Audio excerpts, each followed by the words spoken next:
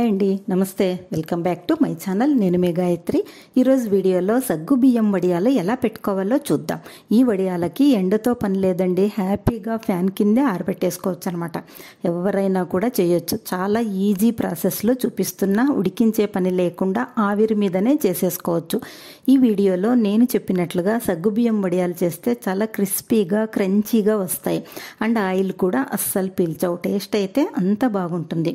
Every time సాంబార్లో ఇవే తినాలనిపిస్తుంది, అంత టేస్టీగా ఉంటాయి. సో ఇక లేట్ చేయకుండా ఆవిరి మీద పెట్టుకునే సగ్గు బియ్యం వడియాలు ఎలా చేయాలో ప్రాసెస్ ఏంటో చూసేద్దాం. ఫస్ట్ ఒక బౌల్లో 1 కప్పు దాకా సన్న సగ్గుబియ్యం వేసుకొని నానబెట్టుకోండి. ఇక్కడ సగ్గుబియ్యం సైజ్ చూసారా, సన్న సగ్గుబియ్యం అనమాట. ఈ సగ్గుబియ్యంతోనే మీకు వడియాలు చాలా పెద్దగా వస్తాయి. ఇక్కడ నేను 1 కప్పు సగ్గుబియ్యం చూపిస్తున్నానండి. మీకు ఇంకా ఎక్కువ కావలిస్తే క్వాంటిటీ పెంచుకోవచ్చు. సగ్గుబియ్యం గిన్నెలో వేసాక 2-3 సార్లు బాగా వాష్ చేసుకోవాలి. ఇందులో ఉండే డస్ట్ పార్టికల్స్ అనేవి క్లీన్ చేసుకోవాలన్నమాట. ఇలా వాష్ చేసుకున్నాక 1 కప్పు సగ్గుబియ్యానికి 1/2 కప్పు వాటర్ వేసుకోవాలి. నేను సన్న సగ్గుబియ్యం వేస్తున్నాను కాబట్టి 1 కప్పుకు 1/2 కప్పు వాటర్ వేస్తున్నాను. అదే లావు సగ్గుబియ్యం అయితే 1 కప్పుకు 1 కప్పు వాటర్ అయితే పర్ఫెక్ట్గా సరిపోతుంది.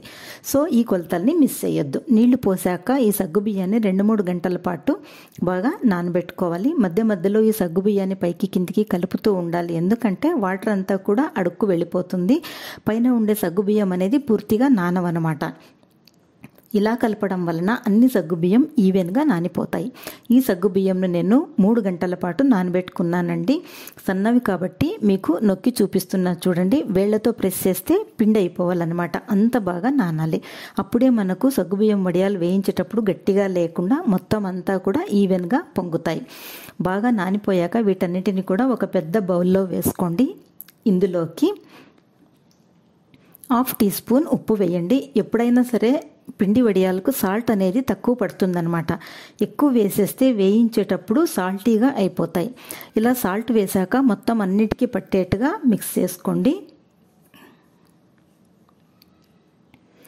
ఇప్పుడు ఇడ్లీ పాత్రలో నీళ్లు పోసి వేడి చేయండి. ఇడ్లీ ప్లేట్స్ని లైట్గా ఆయిల్ అప్లై చేయండి. ఎక్కువ అవసరం లేదు, జస్ట్ వేళ్లతో కొద్దిగా స్ప్రెడ్ చేస్తే చాలన్నమాట. ఉడికిన తర్వాత ఈజీగా వచ్చేస్తాయన్నమాట. ఇప్పుడు 1 టేబుల్ స్పూన్ సగ్గు బియ్యాన్ని ఇడ్లీ ప్లేట్లో లేయర్గా పరుచుకోవాలి. వీడియోలో చూపిస్తున్నట్టుగా ఒకదానిపై ఒకటి పడిపోకుండా ఈవెన్గా స్ప్రెడ్ చేసుకోండి. మరీ మందంగా వేయొద్దు. ఇలా పల్చగా వేసుకుంటూనే వడియాలు అనేవి బాగా వస్తాయన్నమాట. పాత్రలో ఎన్ని ప్లేట్లు ఉంటే అన్ని ప్లేట్లు ఒకేసారి పెట్టేసుకోవచ్చు. సో నేను అన్ని ప్లేట్లకు వడియాలను స్ప్రెడ్ చేసేసాను. మనం తీసుకున్న క్వాంటిటీకి 2 లేదా 3 వాయిల్లో వడియాలు మొత్తం చేసేసుకోవచ్చు. ఇడ్లీ ప్లేట్ను ఇడ్లీ స్టాండ్లో పెట్టి 10 నిమిషాలు మీడియం ఫ్లేమ్లో స్టీమ్ చేసుకోవాలి. బాగా ఉడికిపోయాయి అన్నదానికి గుర్తు 10 నిమిషాల తర్వాత మూత తీస్తే సగ్గుబియ్యం అంతా కూడా ట్రాన్స్పరెంట్గా ఉంటాయన్నమాట. ఇట్లా టచ్ చేస్తే కొంచెం స్టిక్కీగా కూడా ఉంటుంది. మొత్తానికి వడియాలు అనేవి బాగా ఉడికిపోయాయి అనమాట. మనం బాగా నానబెట్టుకుంటే ఇవి ఉడకడం పెద్ద పనేం కాదండి. ఇలా ఉడికిపోయాక ప్లేట్లను పక్కకు తీసి కొద్దిగా చల్లారనివ్వాలి. చల్లారితే వడియాలు అనేవి ఈజీగా ఊడి వచ్చేస్తాయి. ఇలా తీసిన వడియాలని ఒక క్లాత్ లేదా కవర్పై కొంచెం కొంచెం గ్యాప్తో ఆరబెట్టుకోండి.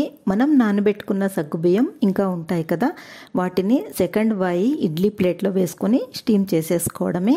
ఇలాగే మొత్తం అన్ని వడియాలను కూడా పెట్టేసుకోవచ్చు. మీకు ఎండ ఉంటే ఎండలో పెట్టుకోవచ్చు, లేదా ఫ్యాన్ కిందైనా వేసేసుకోవచ్చు.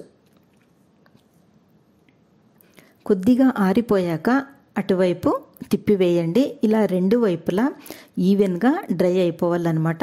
2 డేస్లో పూర్తిగా ఆరిపోయాయండి. సో వీటిని నేను ఇప్పుడు వేయించి చూపిస్తాను.